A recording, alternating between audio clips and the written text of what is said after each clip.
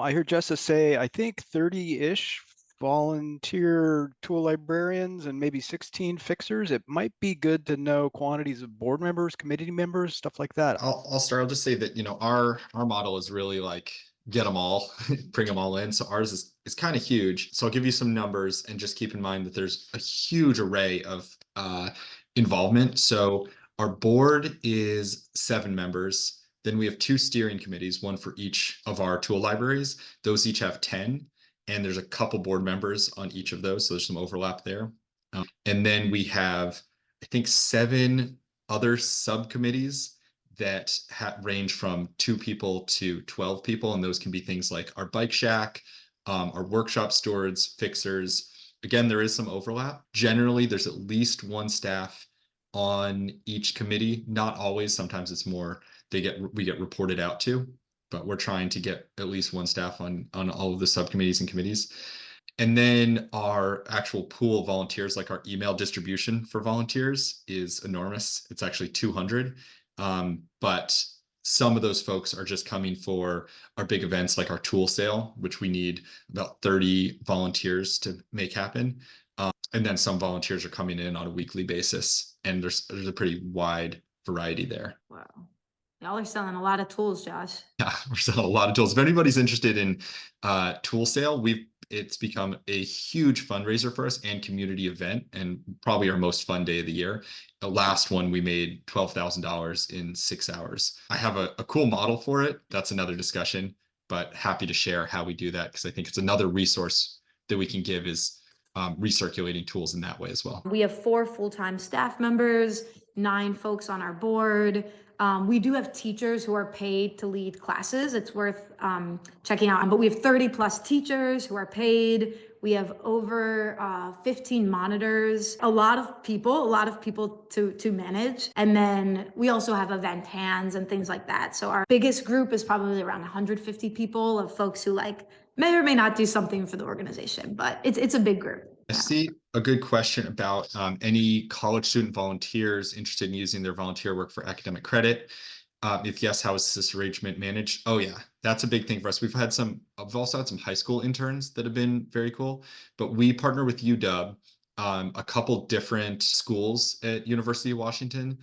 One of the best ones we've done is the environmental program. Each of their seniors has to do an environmental capstone internship. And so we apply for that.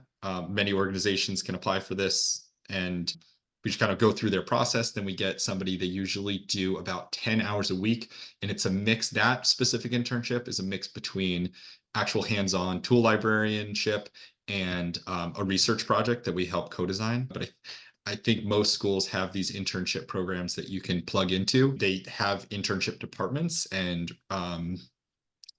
job readiness programs. So contact them, tell them what you're about. There's a lot of opportunity there. We work with the Human-Centered Design and Engineering department that has undergrads, graduate, and PhD students that have done pretty large-scale research projects for us. We're working on this big thing called the Reuse Commons with Seattle Public Utilities, which is a whole sustainability mall. And UW is now becoming a partner with us through that department to co-design what that will actually look like. So I think there's a wealth of opportunity there. To what degree are volunteers and other people in the community or people who are not on your governing board able to direct the operations and activities of your orgs? I know you have a lot of different committees, so yeah. What kind of is their role? Yeah, it's a great question. We are gatekeepers, for better or worse. Jess was saying, there's power we have this organization and there's power in that.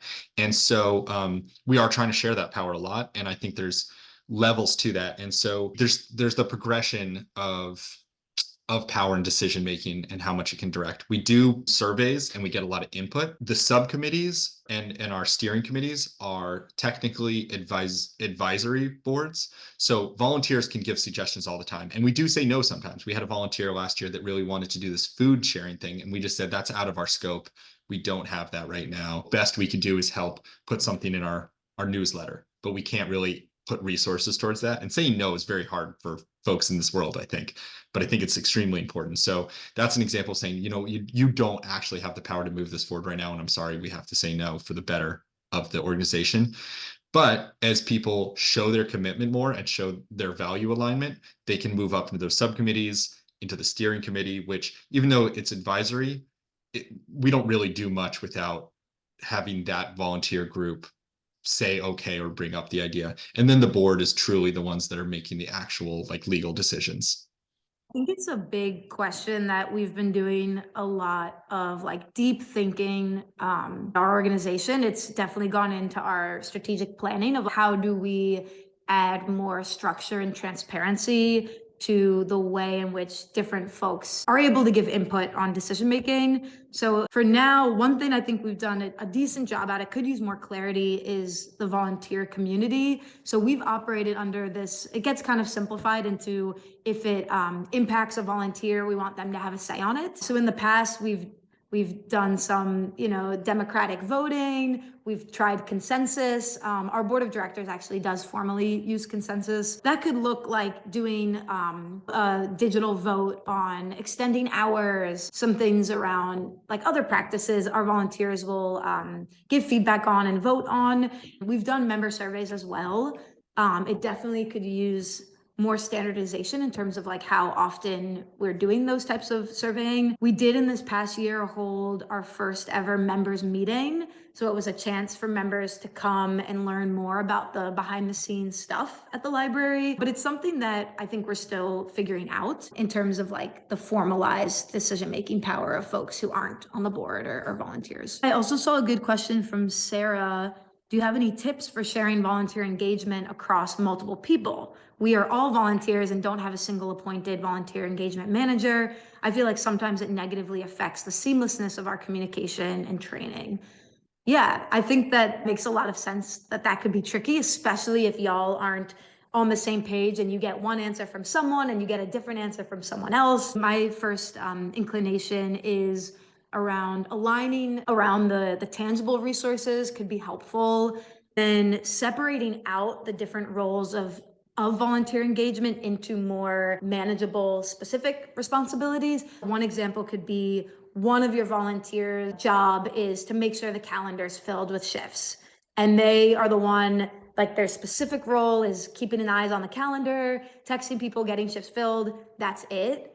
And then maybe someone else is the person that answers follow-up questions on shift or whatever it is. However, you can take this big job that volunteer management is a lot of work. It's a bulk of what I do here. So I can definitely sympathize with having volunteers manage volunteers. It sounds really tricky, but I think the more you can create specific concrete roles and then have tangible resources that accompany it, the better. And I'll put a note out there for sort of a vote to try to get paid staff as soon as you can. I think, it depends on your ethos and where you want to go. I know some very successful, wonderful tool libraries that have been volunteer run forever. And that's great. I think I've seen more tool libraries that take a really big step when they're able to find some funding to hire at least part-time staff. And that doesn't necessarily need to be the leader, but it just adds consistency and a communication point. Does your volunteer orientation onboarding include any political education? Ours does not. It hasn't really been an issue, at least in Seattle, where we've had folks proselytizing either side of the aisle. I think one beautiful thing about tool libraries is that it is a very bipartisan thing. People want to save money, save space. Like people get it. Like the library isn't particularly politicized. I mean, sometimes it can be, but we have found we've been able to avoid that. The closest we've come to that is volunteers saying, yeah, we want to include everybody, but like not those people, right? Like not if they don't care about the environment. And I do want to include those people. I very much want to include the people that don't care about the environment, that just want to save money and save space. Like that's still important. And even if they're helping the environment reluctantly, that's fine. And I think it's planting a seed, and the inclusion is going to help bridge that gap. And at the Station North Tool Library, some of it is we only have so much time with folks. So I found that like more than 2 hours of training can be tiring for folks. Like 2 hours is kind of the sweet spot. And I found we do 3 2-hour sessions and we're covering a lot. Yeah, we don't have, I wouldn't call it political education, though I also am like the personal is the political. Our values are very political to me. And I do have every volunteer read through our values and mark up like what resonated with you the most. Is there any tension with the values? So we're centered in the values that to me are like very political. But our orientation also centers on like physically orienting people to our spaces. What are the policies? The first day you're practicing, you're doing role playing, onboarding, you're pretending like you're talking with someone who's never heard of a tool library and you're onboarding them. And then there's a lot of software things folks need to know in training. So we have so much to cover that we try to keep it to kind of like the bare bones of what you need before you show up on shift. Going back to that sharing volunteer engagement across multiple people, we do that as well. And I think one of the keys is written volunteer training checklists and other consistencies, and making sure that those groups, anybody who's going to be doing that training, there is a training for those people and there is a written checklist so that you can make sure there's consistency. And so that is also like ongoing trainings and training the trainers and having other people shadow. Like if I'm a trainer, I'm going to go shadow another trainer to make sure that we're doing it consistently. And obviously it's more time, but having those written things that Jessa was talking about is an essential part of that. So at least you're getting those real essential pieces. I have a bonus question that I want to ask that I thought about, Jessa, when you were speaking earlier about the importance of not only training but vetting your volunteers, because the volunteers are front facing, right? And that a negative impact can cause somebody to turn away from the tool library of things and not come back. I'm wondering, have either of you had any issues with volunteers where there's been some sort of a problem? And if so, how have you worked through that? It's been rare for us. But yeah, there have been a couple times where we've either had to change the role. I can only think of really one time where we had to ask somebody to not come, and it wasn't so much an issue. They were kind of monopolizing a lot of time of people, and it was the listening. It was going back to the listening aspect of things, and a different coordinator was realizing that it was overall really negatively impacting the community. And it was a direct conversation. It was really well thought out.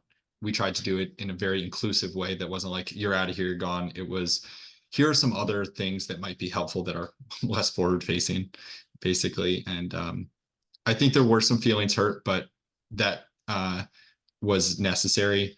I think more often there's just been moments of like Jess was talking about, some like mansplaining or people being a little condescending or frustrated with a member. Members can come with pretty intense emotions. And so we try to say, come talk to a staff member. Like if that's happening, you don't need to deal with a disgruntled member, though that's pretty rare because everybody loves the tool library. So there have been moments where we're like, all right, why don't you just take a second and I'll deal with this kind of thing. But it's been pretty rare that we've had to ask somebody to just not volunteer. It's a great question, and I'm very blessed that it's also very rare here.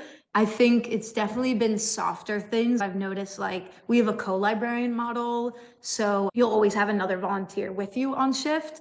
And I've noticed little things of like, when one person signs up, it feels like harder to get someone else to sign up. And that would kind of make me be like, do I need to sign up for this shift and like see what this person is like? We are really trying to build a stronger culture of feedback where folks feel comfortable that they can give feedback directly to one another. But I think there have been times when staff have had to step in a bit to give feedback. I just dropped our finalized code of conduct because I think it does a good job showing that we don't want to replicate like carceral language or like this like punitive system in our tool library. Like I said, it's a microcosm of like the world we all want to live in, and how we handle like harm is really important. So a lot of work went into our code of conduct. That direct feedback is really important. Nothing's been so egregious that it's been like get out now, but I have had to give feedback of like, I've heard you like made a member feel really bad for like returning a tool late or something, and that's like not the type of energy we're trying to bring. And to me, it's also like, how does that volunteer handle that feedback? Are they receptive and they're like, I won't do that again? Or are they like, I was in the right? And, luckily when there has been feedback to volunteers, it's been really well received and we've been able to make progress.